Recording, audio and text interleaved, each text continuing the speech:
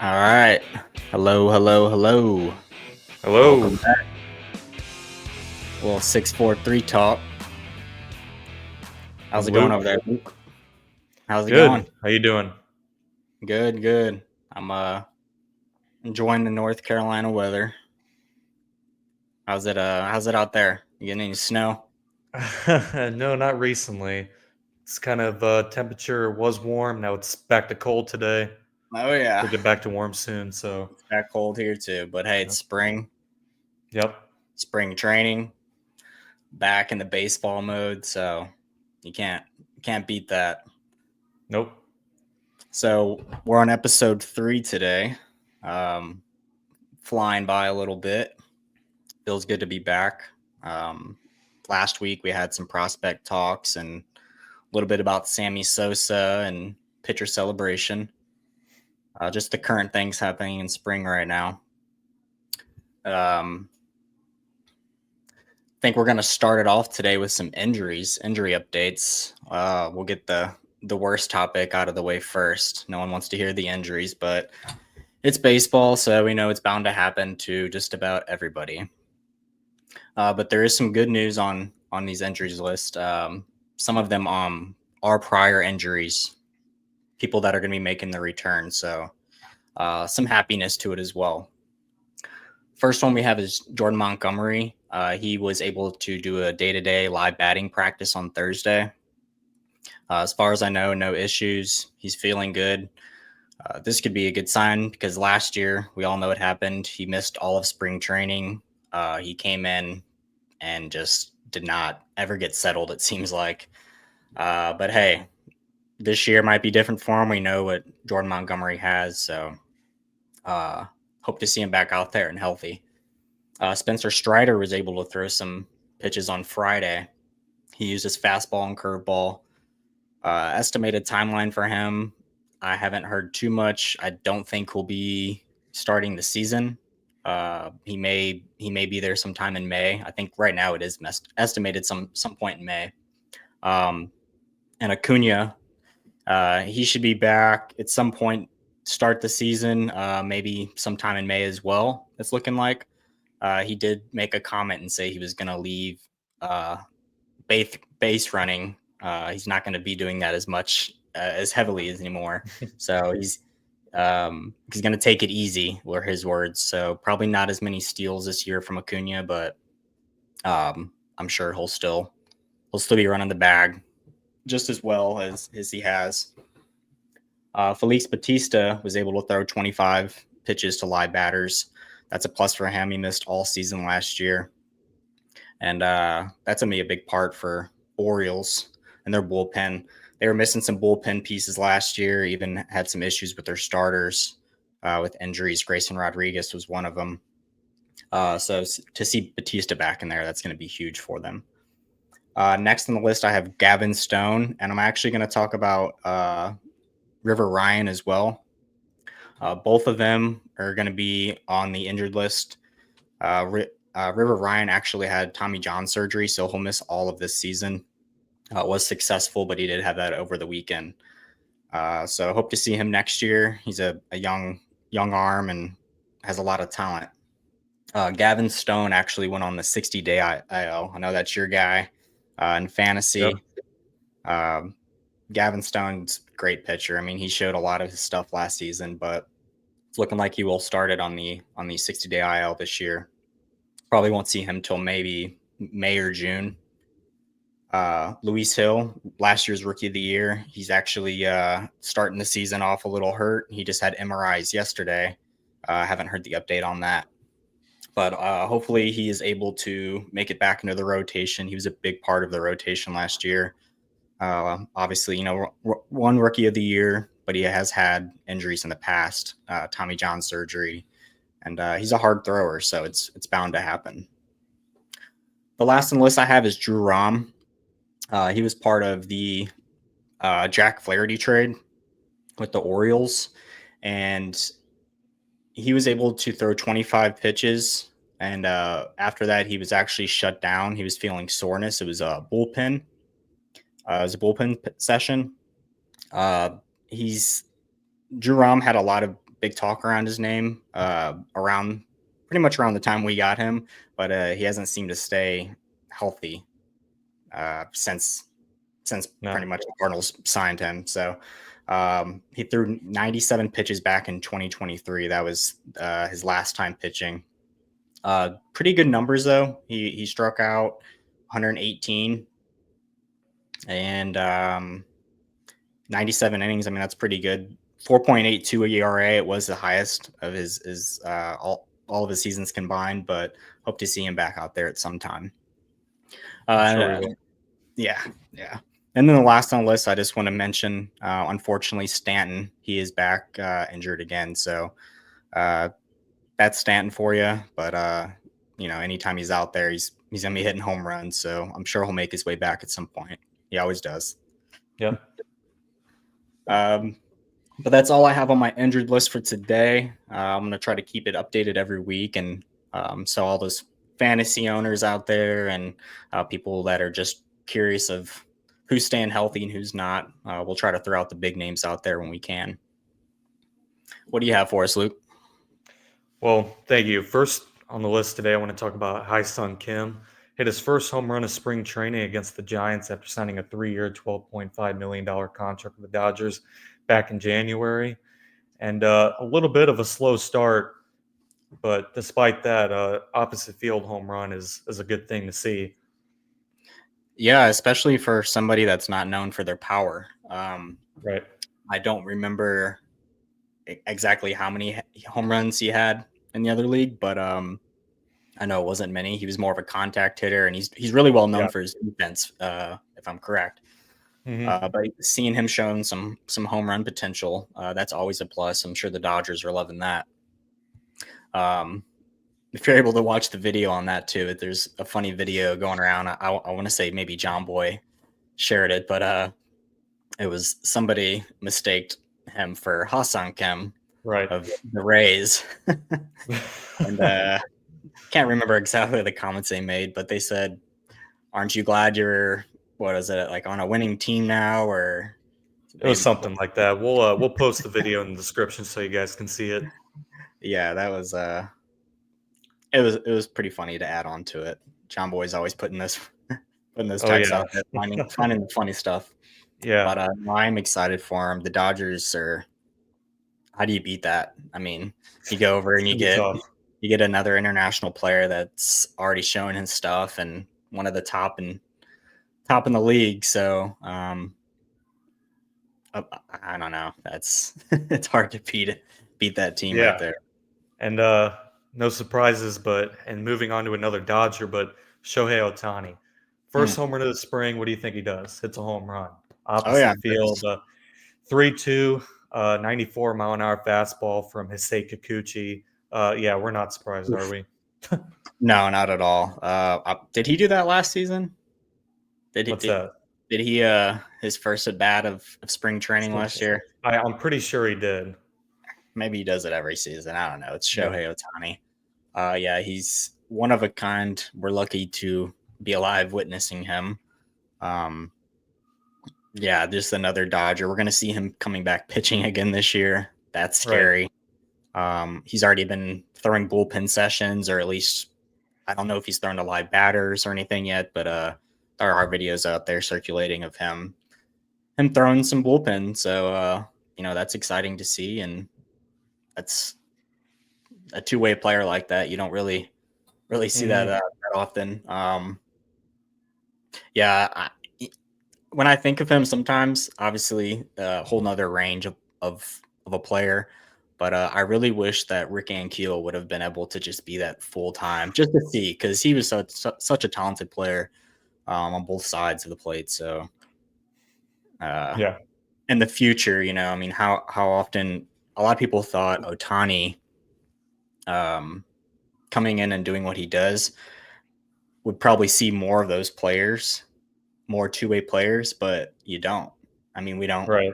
He's been around for a little bit now, and there's players that have been close to that, to where they thought they would go in and be a two-way player, but they've gone to one position and played that position. So It's a very hard thing to do. Hmm. Yeah, I know Dodgers get a lot of hate, but there's so much talent on that team. If you have a chance to catch a Dodgers game this year in your city or travel, just to go watch them and see all the big names on their team, there's something special. Yeah, and I think one of the good things about the Dodgers is that Otani, he doesn't really even need to pitch just because they have so much. But Hmm. Oh that's yeah, just another weapon that they have. Sasaki. I mean, we're gonna see him. Blake So Snell. yeah, Yeah. their bullpen is. Is there a better bullpen? It's tough to beat, they especially with the addition of Tanner Scott. That was a big move for them. Who's a bullpen that you would compare to the Dodgers right now, as far as just all around everything? Because they Uh, really they have so many closers. I mean, a lot of people that they do have played that closing role, but we know the Dodgers, especially last season, they don't really set just one closer like many teams do. They have each of their guys will end up with 10 saves, 15 holds, or something like that. Their top closer this year may have 15 to 20 saves. That might be their best closer, but mhm. they have so many options. I mean, it's especially late in the innings, they're gonna be hard to beat. Yeah, I think, teams like the Cubs and Diamondbacks who have recently added to their bullpen, those are other teams that are going to be tough. Orioles, especially to get Bautista back. Right. Twins, one of the best closers, Johan Duran. Guardians, Emmanuel Clase. Yeah, there's some talent out there. Um, then something that we never hope to happen, injuries. So for the Dodgers, they do get their injuries, and when it comes to pitching, especially in the bullpen. So um, to see all of them out there at once and all of them healthy, that's a scary thing. Is it going to Right. happen? I mean, there's a chance. Michael Kopech, he's already hurt. Um, Not sure when he's supposed to come back. I don't think he's supposed to miss a ton of time. I know he's going to start the Yeah. season on the IL, but just thinking about all of them together in there and healthy, and with a healthy starting rotation, when you get Otani back in there, and man, and just like last year, or how we were talking about with Monty, same thing with Snell. They had their issues with getting signed last year, and uh, all that detail.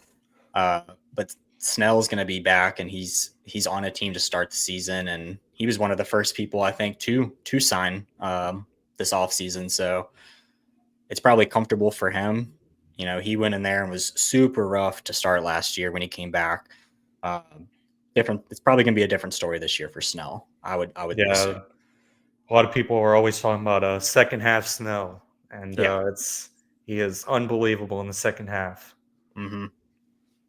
Yeah, and he showed that again last season. And maybe that was his first few games that he kind of comes out there, and he is rough to start the first half typically, but to be able to at least be in spring training and be on a team before the season starts this year, I mean, that's scary. So the next thing I'm going to talk about, since we're talking about signings and all that type, I'm going to go with the Chicago Cubs trade with Houston sending over Kyle Tucker to Chicago, getting Paredes and Cam Smith. Who won that trade? For me, just seeing what Cam Smith has been able to do this spring training, he's really sparked um, a look from everybody. I feel like his name is getting brought up all over. Um, I don't know if he's played. I haven't been able to check the last game or two from them, but I know his first two at bats with um, let's see, in spring training. I'm sorry, was 2 home runs, and he's already shown that power in spring of last season, where he hit 313, slugged 609, and had an OPS of 1.005. So And that was in 105 at bat. So he did get to show off a little bit last year. I mean, that's to me that's huge for that trade. Houston, they seem to know how to trade. They know how to find prospects, and I think they've got themselves a good one here. He was a first rounder from the Cubs too. So I mean, that first round talent, he's obviously had it for a long time. He's a bigger guy, 6'3", 224, and he's still young. He's 22 years old. So I was going to save him to talk about uh, prospects next week when we discuss those, or our spring player breakouts even. But I wanted to bring him up now because the trade. To me, I think that the trade actually was pretty even because you're getting Kyle Tucker. Kyle Tucker has that MVP potential. I mean, it's Kyle Tucker, and he, so a lot of people think the Cubs won that trade. I do think they obviously won because they're getting him, but Houston also won too. I mean, they got Paredes and Cam Smith starting to show what he has.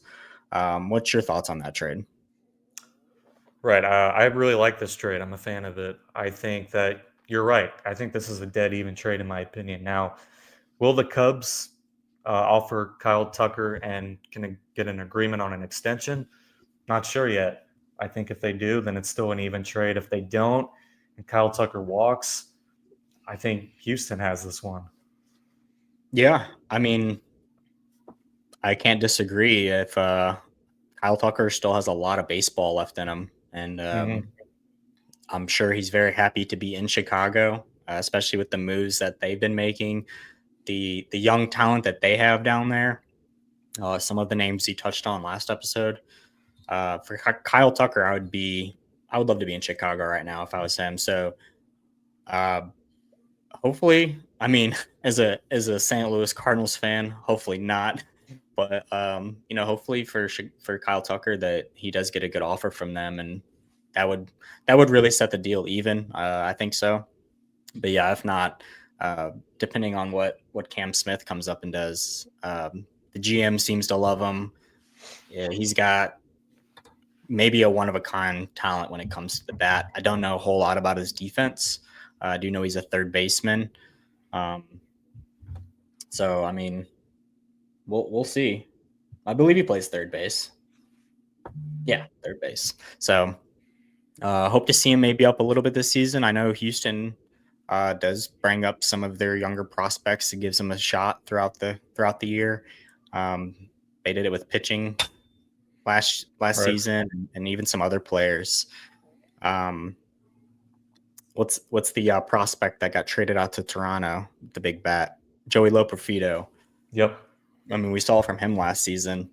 He was actually a surprise. I didn't expect him to get rid of Loperfido. He seemed to fit right in Houston pretty well. The fans loved him, and he was starting to show his talent there. Even with the glove, he was making a lot of great plays. But hopefully, see more Joey Loperfido this season as well out in Toronto. Yeah, he was also on your fantasy team. Is that correct? At He one point. was. He was. I had him. I had him when he was starting to pop up a little bit. He did hit me a couple home runs. I know at least one home run that was like a game changer. I Yeah. wanted to buy his jersey after that. So uh, I was a little sad to see him leave Houston, but hope all the best for him. So the next trade I want to talk about on who won the trade. It's a little bit of an older trade. This happened back in 2022. Everybody's familiar with it. Padres getting Juan Soto and Josh Bell, which sent Luke Voigt, Mackenzie Gore, C.J. Abrams, Robert Hassel III, James Wood, and Harlan Susana to the Nationals. That's a lot of names to send to the Nationals. And not only is a lot of names, it's a lot of good names. People Right. that are really starting to show their talent. I mean, Luke Voigt, I can't say too much about him now. St. Louis guy, so I'm always going to appreciate Luke Voigt. Um, but I think he's playing maybe in the Mexican League now, I believe, or somewhere overseas. Um, but still, I mean, Luke Voigt had his time, so Yeah, Mackenzie Gore, he's somebody that's still trying to figure it out some, but it's my guy. he did show a lot of what he had last season. And, him back in the rotation, I think would be a good thing. Seeing what he has, compared to last season, I haven't really heard too much about him this offseason, but CJ Abrams, another big name who has been showing his stuff lately. Uh, Robert Hassel the third. I think what was it earlier last week? I think me and you were Yeah, chatting, and he hit a big home run. Or he did. he's starting to break out a little bit, Yeah, showing what he has. I've been seeing his name in multiple articles. James Wood, arguably the one of the top prospects in the last few years.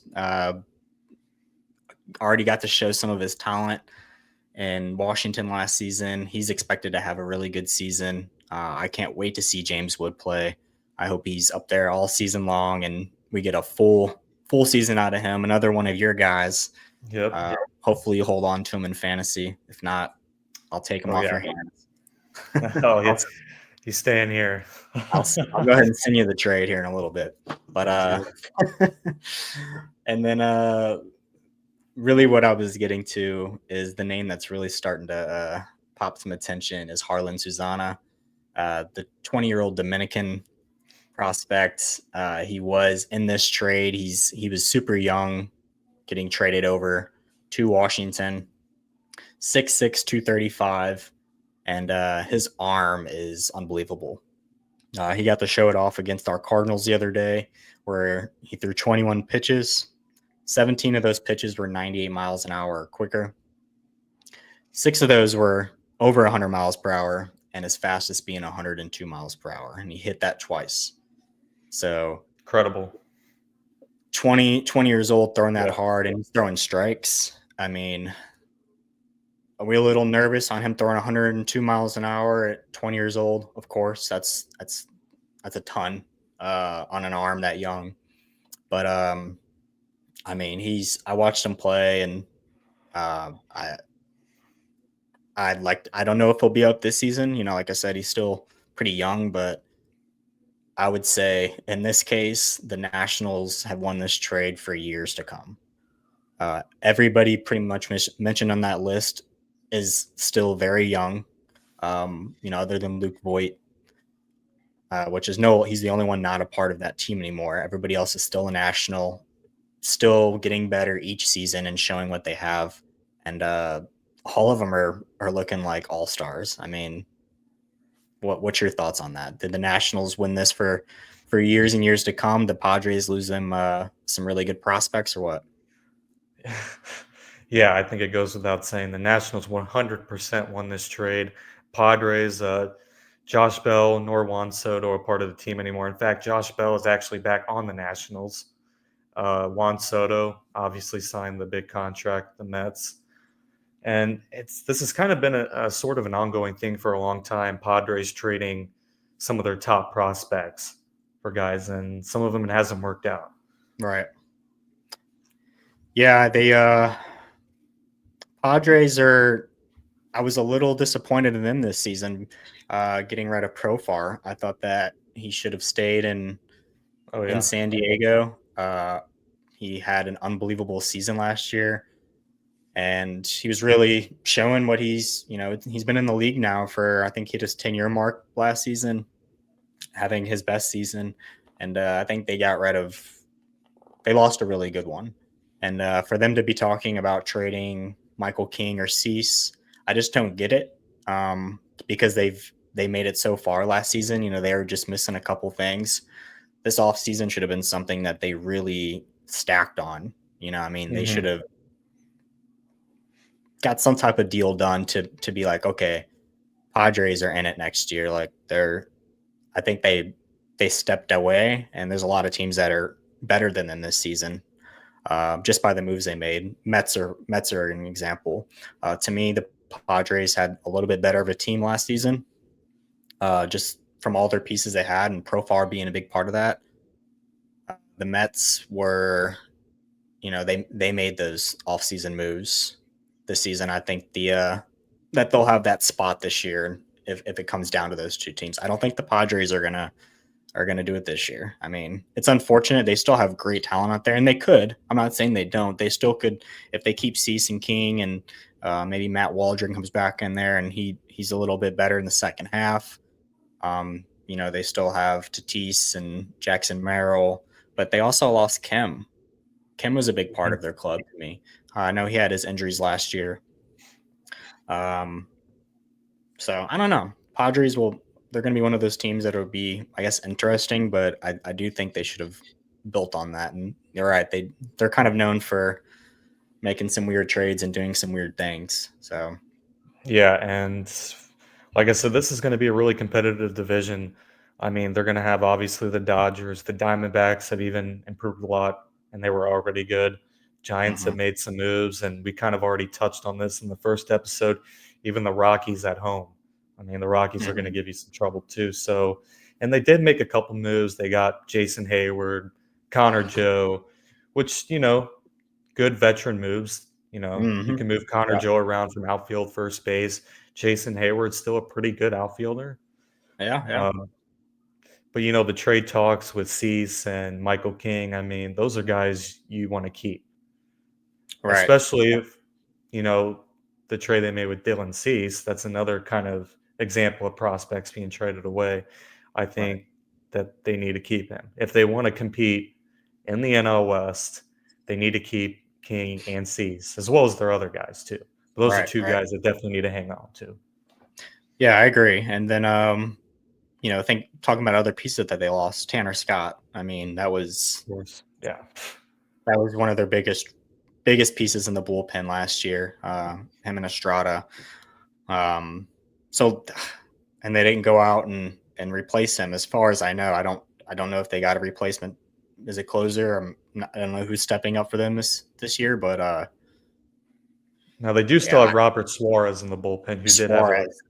good That's right. season last year. Yeah, he did. He did.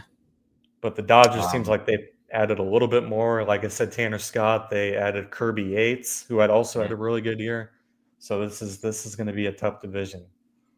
yeah, and there's a couple guys on the Dodgers too that I'm curious to see how they play out. James Outman, how much playing time does he get this year? He's has shown what he can do, but he's also shown what he can't do. I guess to just as much. He gets really down at times, and it seemed like maybe late in the season last year, going into the playoffs, he started to find a swing again and get a little more comfortable in there. But yeah, he's somebody I'm kind of curious to see how it plays out for him. He was somebody that I considered maybe being traded off this year, this off season, to add on, but the Dodgers obviously didn't need to do that.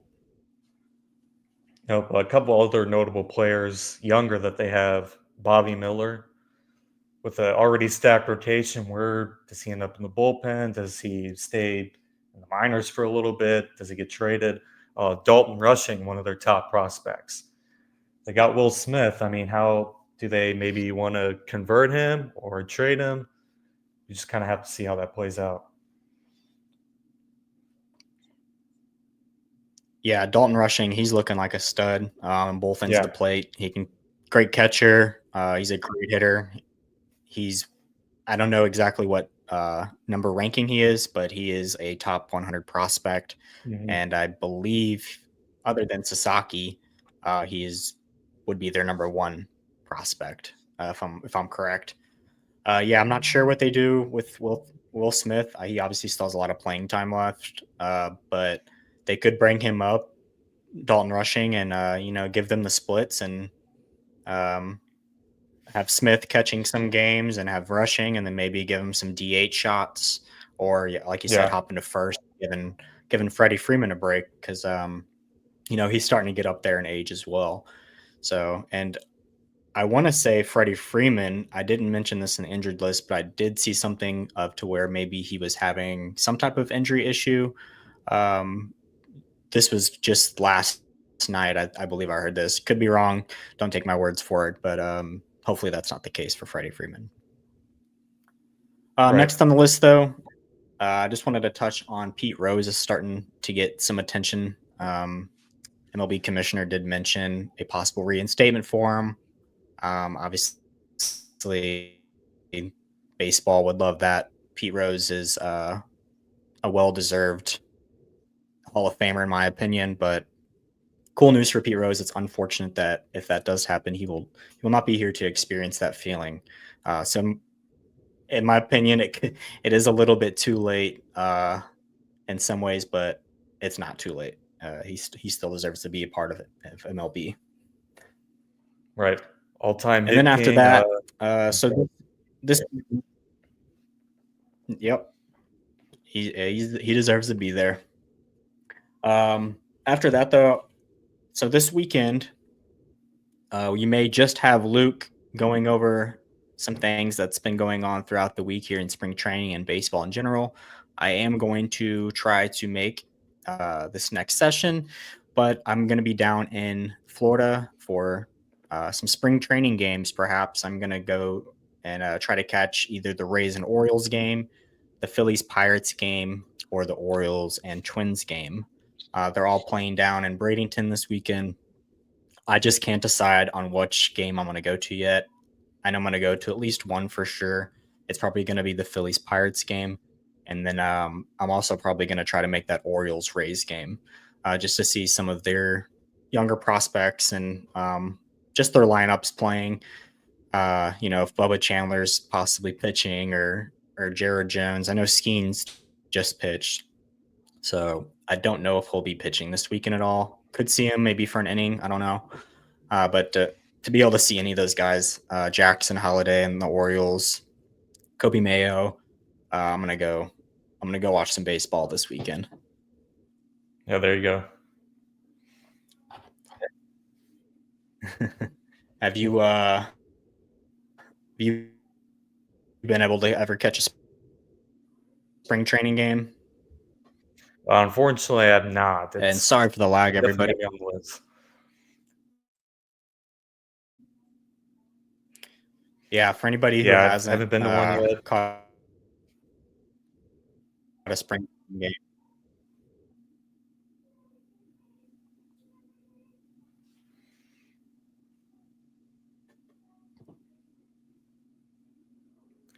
We excuse us. apologize for the technical We're having difficulties. some connection issues, but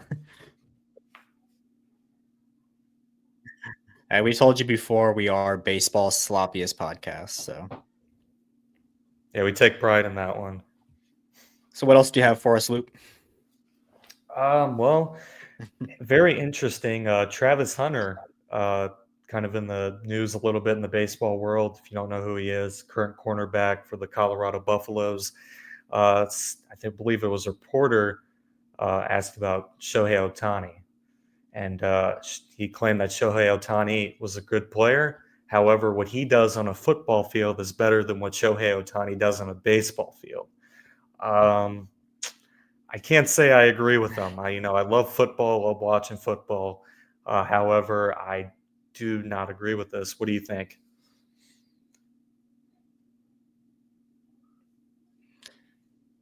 Yeah, I can't say I agree with him here either. I spent most of my youth playing baseball up until I got to college. I did play football a little bit. They are two different sports extremely, but to me, baseball always be harder, especially when you're considering where Travis Hunter is at in college. He isn't even to the professional level yet. So there's a huge difference between college football and NFL. There's a huge difference between college baseball and MLB. Mm-hmm. So that's incredibly hard as a Major League Baseball player. That's like we were talking about earlier. Shohei Ohtani is the only player to do that. Nobody followed his tracks after that. No, there's not multiple players now. There have been players in the past that have been thought to be able to do that or tried to, but to keep your health up that way too, no. Otani's got this one in my books, but nothing bad to Travis Hunter. He's a great football player. I mean, Correct. he is also one of a kind. He may be a two-way player in the NFL. But if he does that, that's a different story. If he goes to the NFL and he's playing a wide receiver and a cornerback or a safety position, and then he's dominating and winning MVP talk a little more, I would say. But Correct. Shohei Ohtani is a one of a kind, one of one. I think it's also worth mentioning that I believe his own coach said that hitting a baseball was the hardest thing to do in sports, if I'm not mistaken. Right. Yeah, that is correct. And he would know as well. I mean, he got the opportunity to play both sports. So, yeah. But Yeah. what else do you have for us, Luke? We're I thought we'd add a little bit lagging of a little bit. yeah, I thought we'd add a little bit of our own personality into this one. We got our top 3 baseball movies with an honorable mention. And Vinny, I'd like for you to go first on this one. Yeah, absolutely. So, a lot of good movies out there. And we were talking about it first. I'm like, there's so many movies out there, but Yeah. I don't know.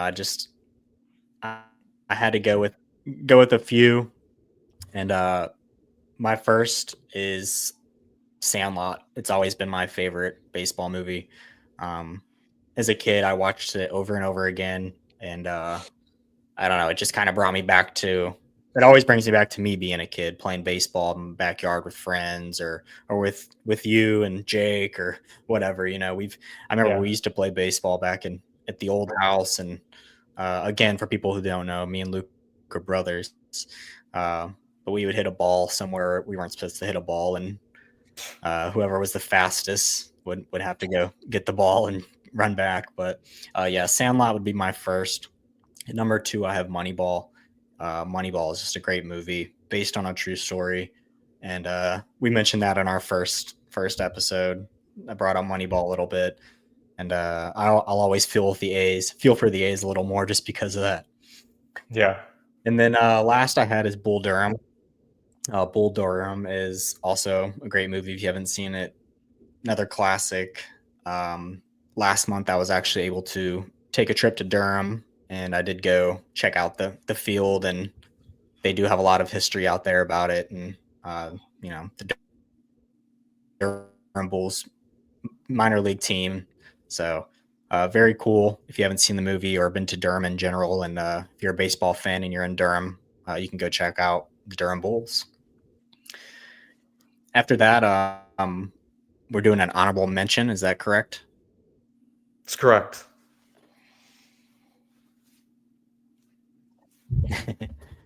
uh, so this was one I was gonna throw in there before Bull Durham, but I this would be my fourth, basically my honorable mention.